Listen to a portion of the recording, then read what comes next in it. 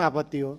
सामान्य सभामुख महोदय, मान्यज्यूले अगाडि आफ्नो छलफलको क्रममा आफ्नो कुराहरू राख्दै गर्दा धेरै कुराहरू यहाँ प्रस्तुत गर्नुभएको छ, जसले गर्दाखेरि यो संसदीय मर्यादा जुन संसदमा अभ्यास गरिँदै गर्दाखेरि बोल्नुपर्ने कुराहरू धेरै त्यो आपत्तिजनक कुराहरू आएका छन्, जसको कारणले गर्दाखेरि मैले नियम आपत्ति गर्दैछु।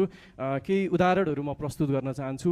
उहाँले बोल्दै गर्दाखेरि एउटा यो जमातलाई एउटा जुन यो सम्मानित सदन छ, सम्मानित सदनमा एउटा सार्वभौम जनताको मताधिकार प्रयोग भएको त्यो मताधिकार लिएर हामी निर्वाचित भएर आएका छौँ, तर निर्वाचित भएर आएको एउटा चाहिँ जुन सार्वभौम संसद छ, सार्वभौम संसदलाई उहाँले अराजक जमातको भिड भनेर यो संसदीय मर्यादा र यो संसदकै अपमान गर्नुभएको छ। त्यस कारणले गर्दाखेरि यो अत्यन्तै आपत्तिजनक छ।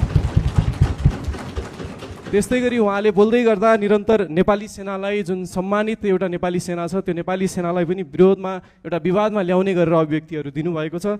त्यस्तै गरी उहाँले बोल्दै गर्दाखेरि एउटा पार्टीदेखि अर्को पार्टीलाई सम्मान गर्नुपर्ने एउटा चाहिँ संसदीय जुन आचरण छ, त्यो आचरण विपरीत गई कथित नीलो क्रान्ति, रासोपाको अधिनायकवाद जस्ता शब्दहरू प्रयोग गर्नुभएको छ, जसको कारणले गर्दाखेरि एउटा संसदीय गरिमा, संसदीय मर्यादामा उहाँले आक्रमण गर्नुभएको हिसाबले गर्दाखेरि पनि उहाँको चाहिँ यो उहाँले बोल्दै गर्दाखेरि जति पनि समय व्यतीत गर्नुभएको छ, उहाँले सदनको रोस्टममा उभिएर जे जति बोल्नु भएको छ, त्यो बोलेका सम्पूर्ण कुराहरू यो संसदको रेकर्डबाट हटाइयोस्।